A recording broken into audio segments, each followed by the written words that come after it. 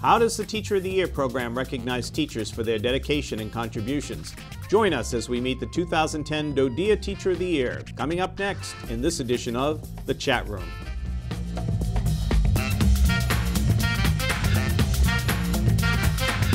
Welcome to The Chat Room. I'm Frank O'Gara, your host today. The National Teacher of the Year program recognizes teachers for their dedication and contribution to the lives of military-dependent children. The program also allows and encourages teachers to be educational leaders. With me in the studio is the 2010 DoDEA Teacher of the Year, Susan Morris. Ms. Morris teaches social studies and AVID to 7th and 8th grade students at Berbligan Elementary and Middle School in the Heidelberg District. Welcome, Ms. Morris. Thank you, Frank. It's a pleasure to be here. Well, I know that I speak for teachers and students and parents all around the world in once again offering you our sincere congratulations for this honor. Okay, Susan, what does the honor of being DoDEA Teacher of the Year mean to you? This is indeed the highlight of my professional career, and it's really exciting to represent the over 8,000 amazing DoDEA educators worldwide. Tell me a little bit about Susan Morris, the teacher. I'm an Atlanta native, and I went to college at the University of Georgia, and I decided to become a teacher probably about my sophomore year. And when I was in high school, I went on an international study trip, and at that particular time I decided to have a job that would be overseas. And so when I finally made up my mind to be a teacher, I had a difficult time reconciling how I was going to work the international arena into that. And then I found out that there are international schools in DoDEA. And perfect match. Absolutely. And it was one of the launching points for me to get a job in Guam, my first teaching job. And then I moved to Malta. And then from Malta, I was hired by DoDEA. Great. And how many years have you been with us now? 7, and then 10 teaching overall. Now, we know, Susan, that teachers are really the backbone of this organization, okay? And, you know, their efforts on a daily basis are really what it's all about, okay? What is it about Susan Morris that, that makes her come to school every day, that makes her get out of bed every day? It's definitely our kids. And our kids are an amazing population who have seen many different things worldwide. And they move around all the time, and they experience cultures and languages and flavors of the world that no other children in the States, their counterparts, they don't get to have those experiences. And they're just an incredible group of people, and it's because of who they are that I come to work every day. That's great. That's great. Now, we know that, that teaching, of course, is an evolving profession as well. And our schools have to keep up with the times, okay? And so we have a process in place of continuous school improvement. Mm-hmm. How important is continuous school improvement to our success as a school system? Well, I think it's a hallmark of any system to improve and change and analyze what's going well and what needs improvement. And, you know, our society isn't stagnant, and neither should our schools. And as a response to the growing changes that we are experiencing as a society, our educational system has to follow along with that. And with greater use of technology, with greater demands on 21st century teaching styles, we have to keep up with that. You mentioned technology. Let's talk a little bit about technology today in the classroom. Well, our kids today are what we call digital natives, and so they have entered the world to where computers are their norm, and they have all kinds of digital devices of cell phones and other mechanical things that they use all the time. And we, as teachers, are mostly what we call digital learners, and we're fairly new and catching up to this technology. And I think that we need to have a bridge to where we can meet the digital natives where they are. And that's a process that not only DoDEA is looking at, but educators across the world are trying to revamp the educational system to meet our 21st century needs. And that has to be a big part of continuous improvement. It is. It is. Susan, we have, when you look at the system globally, we of course have the community strategic plan that kind of guides you know, everything we do and really is the framework for school improvement. But when you get down to the school level, what does school improvement look like in continuous improvement, you know, at Berbligan School, for instance? Well, we look at our data and we see where our kids are. We see where their strengths are and where their needs are, and then we can plan accordingly. We can see where our low achievers are. We can drill down into where exactly their deficiencies lie, and we can build on that. and we can see what's working for us as school improvement goals. If school-wide we have writing as an issue, then we can develop school-wide goals to meet our writing deficits, and then we continually analyze that to look at our progress.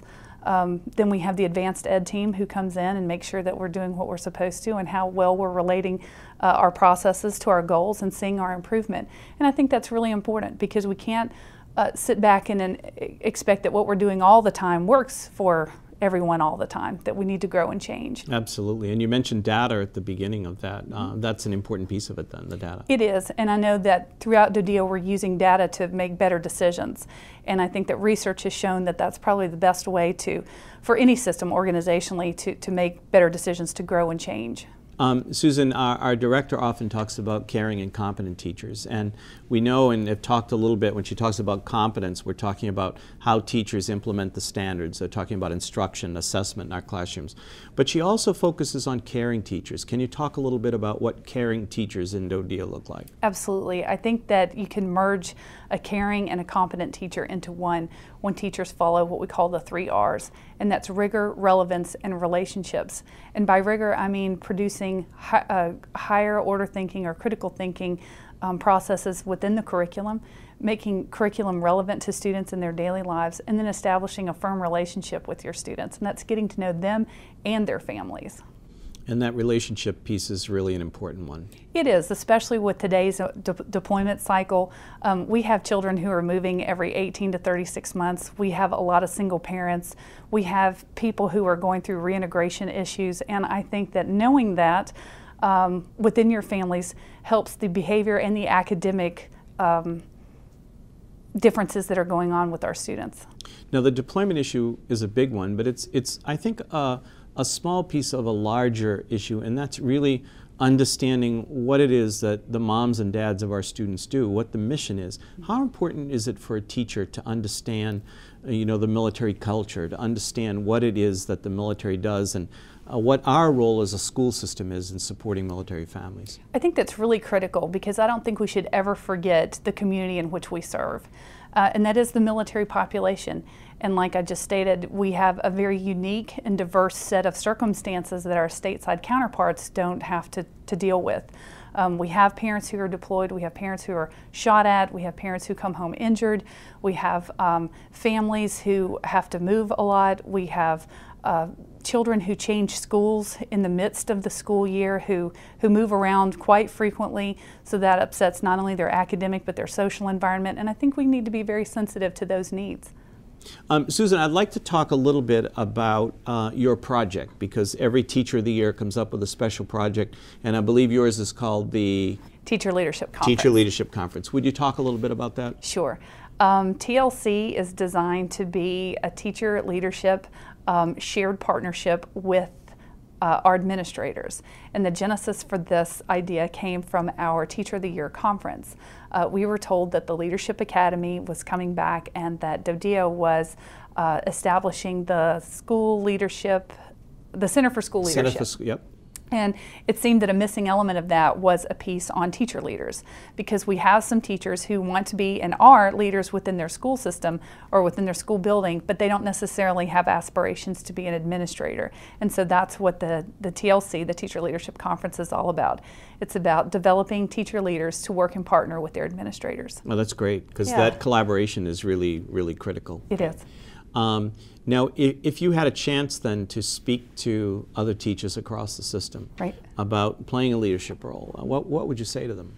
Well, I would hope that they would fill out the application for TLC. It's going to kick off not this summer, but next summer in July of 2011. And that we're looking at building some components to where they can work out things like conflict resolution within their schools and to push forward some of our DoDEA initiatives. And so they will receive training on how to do that, working with conjunction with their administrators, because the administrator should really be the leader of leaders. And that hopefully over time, because this will be a sustainable project, that all teachers will have the opportunity to go to the TLC. Great, and we look forward to hearing great things from that project and touching back with you as that progresses. Well, you've got plenty more planned this year as DoDEA Teacher of the Year. What's ahead for you?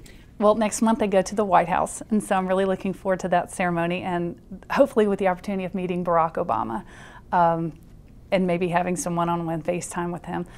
Most of the kids at my school are very excited about this and are writing some letters to give to me to bring to him. Wow, and great. I said, yep, I said that I would do that, especially from our military families. I think that that will be very warmly received.